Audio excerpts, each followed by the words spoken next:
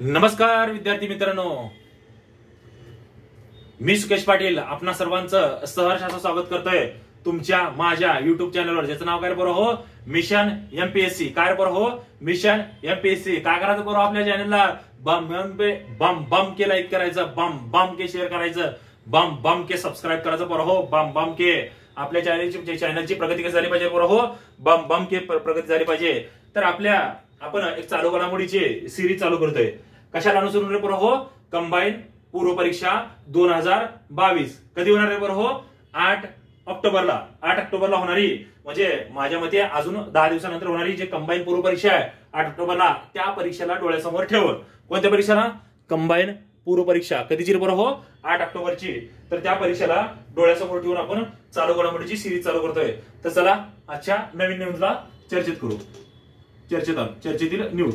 मांगर हे गाव आहे बरं हो, गावाचं नाव काय बरं हो, मांगर. मी मोठ्या शब्दात लिहू का, मांगर. थांबा बरं हो, मांगर हे गाव आहे बरं हो. आता हे मांगर हे गाव कुठे आहे बरं हो, मांगर हे गाव महाबळेश्वरच्या जवळ आहे बरं हो. कुठे रे बरं हो, महाबळेश्वरच्या जवळ आहे. आता महाबळेश्वर म्हणलं तर कुठं आलं बरं हो, सातारा जिल्ह्यात आलं. म्हणजेच काय बरं हो, इथं मांगर हे गाव आहे. मी काय म्हणलं बरं हो, मांगर नावाचं गाव आहे. कुठे रे बरं हो, मांगर नावाचं गाव महाबळेश्वर तालुक्यात सातारा जिल्ह्यात. काय चर्चेत आहे बरं हो, गाव हे मांगर हे गाव भारतातील प्रथम मधाचं गाव आहे. भारतातील प्रथम मधाचे गाव म्हणून कोणतं गाव प्रसिद्ध आहे बरं हो, मांगर मधाचे गाव. सॉरी, भारतातील म्हणजे मांगर हे गाव चर्चेत असण्याचं कारण काय बरं हो, मांगर हे भारतातील प्रथम म्हणजेच पहिलं काय बरं हो, मधाचं गाव. म्हणजे मांगर हे गाव कुठल्या तालुक्यात बरं हो, महाबळेश्वर तालुक्यात सातारा जिल्ह्यात हे गाव आहे. आता हे मधाचे गाव ही योजना आहे किंवा प्रकल्प म्हणा, कोण राबवत आहे बरं हो, मधाचं गाव ही योजना किंवा प्रकल्प म्हणा खादी आणि ग्रामोद्योग मंडळ. जे आपलं खादी व ग्रामोद्योग मंडळ आहे बरं हो, खादी व ग्रामोद्योग म्हणजे खादी व ग्रामोद्योग मंडळ आहे ना, तर ह्या खादी व ग्रामोद्योग मंडळातर्फे मधाचे गाव ही संकल्पना राबवण्यात येत आहे. कोणतरी बरं हो, मधाचे गाव म्हणा किंवा प्रकल्प मधमाशी म्हणजे प्रकल्प मधमाशी नावाचा एक अभिनव उपक्रम कोण राबवत आहे बरं हो, हा खादी आणि ग्रामोद्योग मंडळ. म्हणजेच काय, प्रकल्प मधमाशी हा प्रकल्प कोण राबवत आहे बरं हो, खादी आणि ग्रामोद्योग मंडळ. कोणता प्रकल्प मधमाशी. तर ह्या प्रकल्प मधमाशी अंतर्गत खादी आणि ग्रामोद्योग मंडळ काय करणार आहे, मधाचे गाव ही योजना राबवण्यात येणार आहे. कोणत्या प्रकल्पांतर्गत, प्रकल्प मधमाशी अंतर्गत कोणतं गाव बरं हो, मधाचे गाव ही संकल्पना कोण राबवत आहे बरं हो, खादी आणि ग्रामोद्योग मंडळ राबवत आहे. आणि त्याच योजनेचा शुभारंभ म्हणून 16 मे रोजी याच योजनेचा म्हणजे प्रकल्प मधमाशी योजनेचा शुभारंभ म्हणून मधाचे गाव म्हणजे भारतातील पहिले मधाचे गाव म्हणून मांगर हे भारतातील पहिले मधाचे गाव ठरणार आहे. कोणतं, मांगर. कोण राबवणार आहे प्रकल्प मधमाशी, खादी आणि ग्रामोद्योग मंडळ. प्रकल्प मधमाशी अंतर्गत मांगर कुठे आहे बरं हो, महाबळेश्वर तालुक्यात सातारा जिल्ह्यात. काय बरं हो, महाराष्ट्रातील काय बरं हो, भारतातील मांगर हे भारतातील पहिले मधाचे गाव आहे बरं हो. लक्षात ठेवू द्या, लक्षात असू द्या. आता मधाचे गाव या प्रकल्पाचा मिशन मधमाशी या प्रकल्पाचा उद्देश काय बरं हो, या योजनेचा उद्देश म्हणजे उत्तम दर्जाचे मध उत्पादन करणं. एक तर काय, उत्तम दर्जाचं मधाचं उत्पन्न करणं, उत्तम दर्जाचं मधाचे उत्पन्न करणं. दुसरं, मध संकलनामध्ये संबंधित सेवांचा दर्जा उंचावणे. त्याचबरोबर काय करा बरं हो, रोजगाराला प्रोत्साहन देणे. म्हणजे मधाचं उत्पादन वाढणे, रोजगाराला प्रोत्साहन देणे हा उद्देश डोळ्यासमोर ठेवून कुणी बरं हो, खादी आणि ग्रामोद्योग मंडळ काय प्रकल्प मधमाशी अंतर्गत काय बरं हो, मधाचे गाव. मग भारतातील पहिले मधाचे गाव कोणते आहे बरं हो, भारतातील पहिले मधाचे गाव मांगर आहे. आणि ह्याच्यावर प्रश्न येण्याचे चान्सेस जास्त आहे. कुठे आहे बरं हो, सातारा जिल्हा, महाबळेश्वर तालुका. आय होप तुम्हाला ही न्यूज कळाली असेल. चलो बरं हो, एकदा वाचून घ्या तुम्ही, मी बाजूला सरकवतो. इथे काय माहित पाहिजे बरं हो, मधाचे गाव, भारतातील पहिले मधाचे गाव मांगर, तालुका महाबळेश्वर, जिल्हा सातारा. कोण प्रकल्प मधमाशी कुणी हाती घेतलंय, खादी आणि ग्रामोद्योग मंडळ. या योजनेचा शुभारंभ 16 मे रोजी कुठं, मांगर या ठिकाणी झाले. या प्रकल्प मधमाशी उद्देश काय, मधाच्या उत्पादनाचा दर्जा सुधारणे आणि रोजगाराला प्रोत्साहन देणे. या पद्धतीचे अनेक उद्देश डोळ्यासमोर ठेवून मिशन प्रकल्प मधमाशी हाती घेण्यात आले. आता पुढची एक योजना आहे प्रहो. पुढची योजना कार्य प्रहो जिव्हाळा नावाची एक योजना आहे. एक आगळी वेगळी योजना आहे बरं का. जिव्हाळा नावाची एक आगळी वेगळी योजना आहे. कुणी हाती घेतलं प्रहो? आपल्या राज्य सरकारने हाती घेतलेली, महाविकास आघाडी सरकारने. योजनेचं नाव काय सांगितलं प्रहो? जिव्हाळा. योजनेचं नाव काय प्रहो? जिव्हाळा योजना. काय म्हणणार प्रहो मी? जिव्हाळा योजना. काय प्रहो? चलो काय प्रहो? जिव्हाळा योजना. इकडे लक्ष असू द्या बरोबर. मी महत्वाची न्यूज सांगतोय. जिव्हाळा योजना. तर ही जिव्हाळा योजना कुणी हाती घेतली प्रहो? महाराष्ट्र सरकार. म्हणजे आपलं महाराष्ट्र सरकारने ही योजना राबवली. आता ह्या जिव्हाळा योजनेचा उद्देश काय प्रहो? आता जिव्हाळा योजना महाराष्ट्र सरकारने हाती घेतली म्हणजेच या योजनेचं काही ना काहीतरी उद्देश असणार आहे ना. मग त्या योजनेचा उद्देश काय? तर या योजनेअंतर्गत काय रे प्रहो? कैद्यांना, कुणाला रे प्रहो? कैद्यांना कर्ज पुरवठा करणारी ही योजना आहे. कैद्यांना कर्ज पुरवठा म्हणजे कैद्यांना कर्ज देणे. कैद्यांना कर्ज देणे म्हणजे जिव्हाळा योजना प्रहो कुणी सुरू केले रे प्रहो? महाराष्ट्र सरकारने सुरू केलंय. तर ह्या जिव्हाळा योजनेचा उद्देश काय? महाराष्ट्र सरकारने सुरू केलंय.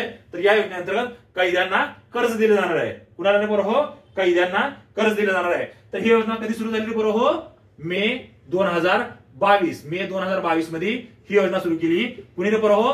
महाराष्ट्र सरकारच्या गृह मंत्रालयाने. म्हणजे महाराष्ट्राचे गृह मंत्रालय म्हणजे तत्कालीन गृहमंत्री कोण रे प्रहो? दिलीप वळसे पाटील यांनी या योजनेचा शुभारंभ केलेला आहे. कुठे रे प्रहो? येरवडा कारागृह. येरवडा कारागृह कुठे रे प्रहो? येरवडा कारागृह कुठे रे प्रहो? पुण्यात. म्हणजे इथं काय कळालं प्रहो? जिव्हाळा योजना कधी सुरू झाली प्रहो? मे 2022 मध्ये. कुणी सुरू केली? महाराष्ट्र सरकारच्या गृह मंत्रालयाने. उद्देश काय रे प्रहो? याच्या उद्देशावर प्रश्न विचारला जाऊ शकतो बरं का हो. प्रहो उद्देश काय प्रहो? म्हणजे जिव्हाळा योजनेचा उद्देश काय प्रहो? मी म्हणलं जिव्हाळा योजनेचा उद्देश काय प्रहो? कैद्यांना कर्ज पुरवठा करणे. कुणाला? कैद्यांना. म्हणजे आता तुमच्यापैकी कुणी ऐकलं असेल पण मी तर कैद्यांना कर्ज पुरवठा देणारी अशी योजना ऐकलेली नाही. मी असं म्हणत नाही ही भारतातील पहिली योजना आहे पण माझ्या मते अभिनव अशी योजना आहे. म्हणजे जिव्हाळा योजनेच्या उद्देशावर तुमच्या परीक्षेत प्रश्न विचारला जाऊ शकतो. सुरू करणारा राज्य, सुरू कधी केली, कोणत्या मंत्रालयाने आणि कुठं, या संदर्भात तुमच्या परीक्षेत प्रश्न विचारला जाऊ शकतो.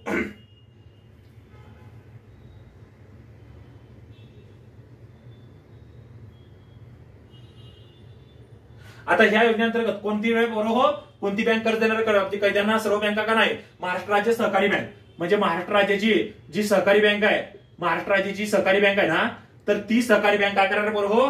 कैद्यांना दीर्घ मुदतीची शिक्षा भोगत असलेल्या कैद्यांना कौटुंबिक गरजा भागवण्यासाठी किंवा शेतीची कामे करण्यासाठी, त्यांना मुलांच्या शैक्षणिक गरजा भागवण्यासाठी, घरातील नातलंगाच्या औषधोपचारासाठी ह्या योजना सुरू करण्यात येणार आहे. कोणती सुरू केली? कोणती? जिव्हाळा योजना. महाराष्ट्र सरकारनं कैद्यांना कर्ज पुरवठा करणं. मे 2022 गृह मंत्रालयाने येरवड्या कारागृहात. उद्देशावर प्रश्न विचारता बरं का पोरांनो. आता जिव्हाळा योजनेचे काही वैशिष्ट्य आहे ते पोराव. आय होप तुम्हाला हे कळालं असेल. आता मी इथे जिव्हाळा योजनेचे वैशिष्ट्य लिहितो पोराव. तर ह्या जिव्हाळा योजनेअंतर्गत जे कर्ज देण्यात येणार ना, तर त्या कर्जाचा व्याजदर असणार आहे 7%. म्हणजे तुम्हाला इथं अजून एक गोष्ट कळाली की जिव्हाळा योजनेअंतर्गत जो कर्ज दिला जाणार आहे तर तो कर्जाचा व्याजदर किती असणार आहे बरोबर? त्या कर्जाचा व्याजदर हा 7% असणार आहे. आणि ही योजना सर्व कैद्यांसाठी आहे बरोबर? ही योजना सर्व कैद्यांसाठी आहे बरोबर? ही योजना सर्व कैद्यांसाठी नसून जे पहिल्यांदाच कैदी झाली ती, म्हणजे प्रथमच गुन्हा असलेला कैदी, म्हणजे जे प्रथमच कैदी झाली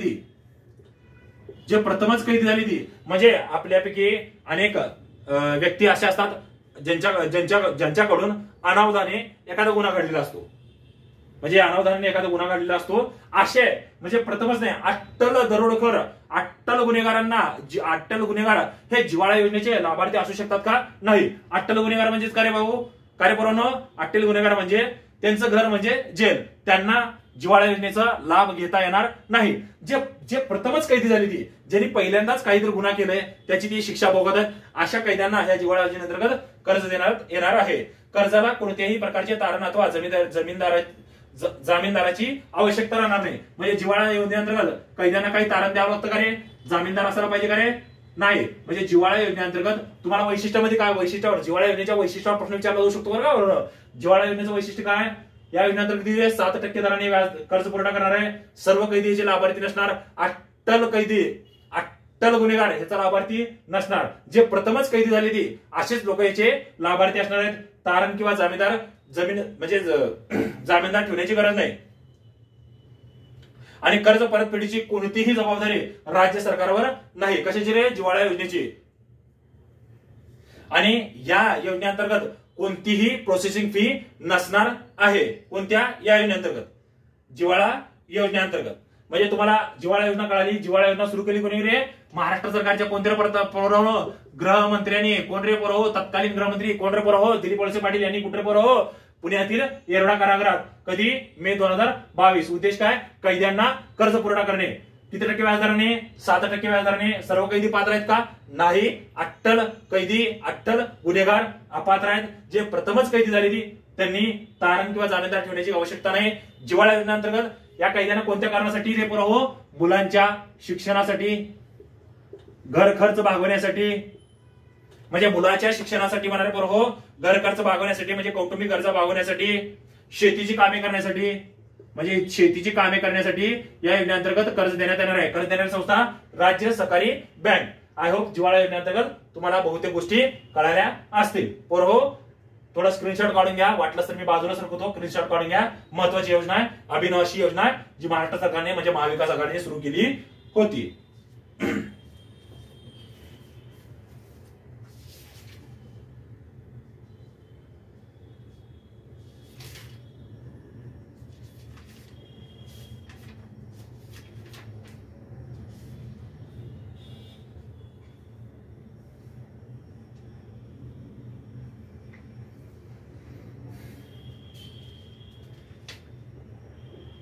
आता आजच्या ह्याची शेवटची न्यूज बरं का बरोबर, आजच्या दिवसाची शेवटची न्यूज म्हणा.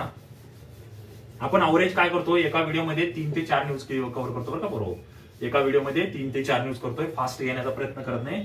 जेवढं तुम्हाला हळूहळू समजेल, म्हणजे तुम्हाला समजावून सांगणं हा माझा उद्देश आहे. तुम्हाला समजलं पाहिजे बरोबर. आता पुढचं काय बरोबर, निर्यात सज्जता निर्देशांक. म्हणजे निर्यात सज्जता निर्देशांक, निर्यात सज्जता निर्देशांक काय बरोबर, निर्यात सज्जता निर्देशांक कधी जर बरोबर, निर्यात सज्जता निर्देशांक कधी जर बरोबर 2021चा, म्हणजे 2021चा निर्यात सज्जता निर्देशांक. मी काय म्हणणार बरोबर, निर्यात सज्जता निर्देशांक कधी जर बरोबर 2021चा. प्रसिद्ध करणारी संस्था आपला नीती आयोग. नीती आयोगाची स्थापना, नीती आयोग म्हणजे निर्यात सज्जता निर्देशांक प्रसिद्ध करणारी संस्था नीती आयोग. नीती आयोगाची स्थापना 2015, म्हणजेच कधी बरोबर 1 जानेवारी 2015. कोण प्रसिद्ध करतं? नीती आयोग. निर्यात सज्जता निर्देशांकामध्ये महाराष्ट्र कितव्या क्रमांकावर बरोबर? पहिल्या क्रमांकावर बरोबर नाही. म्हणजे निर्यात सज्जता निर्देशांकामध्ये महाराष्ट्र दुसऱ्या क्रमांकावर आहे. म्हणजेच काय रे बरोबर, पहिलं कोणतं राज्य रे बरोबर? निर्यात सज्जता निर्देशांकामध्ये गुजरात हे प्रथम स्थानी आहे. तुम्हाला जर प्रश्न विचारला की निर्यात सज्जता निर्देशांकाबाबत खालील विधाने विचारात घ्या, कधी जर बरोबर 2021चं, म्हणजे 2021च्या निर्यात सज्जता निर्देशांक प्रसिद्ध करणारी संस्था नीती आयोग. निर्यात सज्जता निर्देशांकामध्ये महाराष्ट्राचा क्रमांक दुसरा, पहिला कोणाचा आहे? गुजरात. आता निर्यात सज्जता निर्देशांकामध्ये महाराष्ट्र किती गुण असेल बरोबर? 77.14. म्हणजे महाराष्ट्र किती बरोबर? 77.14 गुणाचं कितव्या क्रमांकावर बरोबर? दुसऱ्या क्रमांकावर आहे. मग गुजरात कोणतं राज्य पहिल्या क्रमांकावर आहे? गुजरात हे पहिल्या क्रमांकावर आहे. किती गुणाचं बरोबर? 78.86. 78.86 गुणा 88.86 गुणासह गुजरात निर्यात सज्जता निर्देशांकामध्ये पहिल्या क्रमांकावर होतं. आता ही निर्यात सज्जता निर्देशांकाची कितवी आवृत्ती आहे बरोबर? दुसरी आवृत्ती आहे. मग पहिली आवृत्ती कधी जाहीर झाली ते बरोबर 2020 मध्ये. म्हणजे निर्यात सज्जता निर्देशांकाची पहिली आवृत्ती 2020 मध्ये जाहीर झाली होती. तर त्या पहिल्या निर्यात सज्जता निर्देशांकामध्ये सुद्धा महाराष्ट्राचा क्रमांक किती होता? 2020च्या म्हणजे प्रथम निर्यात सज्जता निर्देशांक कधी जाहीर करण्यात आला होता बरोबर? प्रथम निर्यात सज्जता निर्देशांक 2020 मध्ये जाहीर करण्यात आला होता. तर त्या निर्देशांकानुसार महाराष्ट्र किती क्रमांकावर होतं बरोबर? महाराष्ट्र तिथं सुद्धा दुसऱ्या क्रमांकावर होतं. कधी? 2020 मध्ये. बरोबर का? आता निर्यात सज्जता निर्देशांकाची किती बरोबर? 4 मानके आणि 11 उपमानकाच्या आधारावर राज्य आणि केंद्रशासित प्रदेशाची आकडेवारी जाहीर करण्याचं काम कोण करतं बरोबर? नीती आयोग. किती रे बरोबर? 4 मानके आणि 11 उपमानके. मानके आणि उपमानके जर विचारलं म्हणजे निर्यात सज्जता निर्देशांक जाहीर करताना नीती आयोग कशाचा विचार करतं? 4 मानके आणि 11 उपमानकेचा विचार करतं. म्हणजेच त्यात पायाभूत सुविधा आल्या, निर्यात प्रोत्साहन धोरण आलं, या पद्धतीचे धोरण आहेत. म्हणजेच काय, पायाभूत सुविधा कशा आहेत बाबा निर्यात करण्यासाठी? निर्यातीचं धोरण कसं आहे संबंधित राज्याचं, या पद्धतीचे 4 मानके आणि 11 उपमानकेच्या आधारावर निर्यात सज्जता निर्देशांक जाहीर करणारी संस्था नीती आयोग पहिल्यांदा कधी हो 2020 मध्ये. आता या 2021चा निर्यात सज्जता निर्देशांक किती आहे, दुसरा. म्हणजे निर्यात सज्जता निर्देशांक मध्ये तुम्हाला काय माहित पाहिजे माहिती आहे का, निर्यात सज्जता निर्देशांक 2021चा प्रसिद्ध करणारी संस्था नीती आयोग. कधीपासून, 2020 पासून. कधीपासून रे बरोबर हो, 2020 पासून. निर्यात सज्जता निर्देशांकामध्ये महाराष्ट्राचा क्रमांक दुसरा. गुण किती, 77.14. 7 दुनी 14. 7 प्लस करायचं, 7 आणि 7 किती झाले बरोबर, पुढे 14 लिहून टाकायचं. या दोघांची बेरीज आणि त्या दोघांची बेरीज किती होते, 14 होते बरोबर. लक्षात ठेवा. पहिला क्रमांक गुजरात, किती गुणाचं, 78.86. बरोबर का. मग निर्यात सज्जता निर्देशांक पहिल्यांदा कधी झालं होतं बरोबर, म्हणजे निर्यात सज्जता निर्देशांक जाहीर करण्यास सुरुवात 2020 मध्ये. किती मानके, 4 मानके आणि 13 उपमानके. आता मानके म्हणलं की काय बरोबर, एक तर पायाभूत सुविधा, म्हणजे तुम्ही पायाभूत सुविधा निर्यात संबंधी निर्यातीला पायाभूत सुविधा कसे देता तुम्ही बाबा, बंदरे, रोड म्हणा, म्हणजे जे कनेक्टिव्हिटी असते म्हणजे निर्यात करण्यासाठी ती कशी आहे तुमची. आणि दुसरं म्हणजे तुमचं निर्यात प्रोत्साहन धोरण कसं आहे. या पद्धतीचे जे 4 मानके आणि 13 उपमानकाच्या आधारावर नीती आयोग दरवर्षी म्हणजे कधीपासून बरोबर 2020 पासून निर्यात सज्जता निर्देशांक जाहीर करते. आजच्या व्हिडिओमध्ये आपण 3 न्यूज क्लिअर केलेला आहे. माझ्या मी सांगितलेल्या म्हणजे मी शिकवलेलं तुम्हाला जर व्यवस्थित समजत असेल, प्लीज आपल्या चॅनल सध्या गरीब आहे, म्हणजे सध्या आपल्या चॅनलमध्ये 55 ते 60 सबस्क्रायबर आहेत. आपल्या चॅनलचे कार्य सबस्क्रायबर कार्य वाढले पाहिजे, म्हणजे आपल्या चॅनलची प्रगती झाली पाहिजे. कसं झाली पाहिजे, कसं बूम बूम के प्रगती झाली पाहिजे. कसं बूम बूम के. मग काय करायचं तुमचं काम काय, माझं काम काय मी प्रामाणिकपणे माझ्याकडे असलेलं ज्ञान तुम्हाला देतोय. तुमचं काम काय आपल्या चॅनलचे शेअर वाढवायचं, लाईक वाढवायचं, सबस्क्रायबर वाढवायचं, आपल्या चॅनलवर कमेंट करायचं. माझं काही चुकत असेल, मी नौका आहे नौका नवीन आहे, माझं काही चुकत असेल तर कमेंटच्या माध्यमातून तुम्ही माझ्या चुका सांगू शकता, त्या मी 100% सुधारण्याचा प्रयत्न करेन. आपल्या चॅनलला कसं रे बूम बूम के शेअर झाला पाहिजे. कसं बूम बूम के शेअर झाला पाहिजे आपल्या चॅनल. बूम बूम के आपल्या चॅनलची काय टॅगलाईन. भेटत नाही व्हिडिओमध्ये, तोपर्यंत नमस्कार. नमस्कार.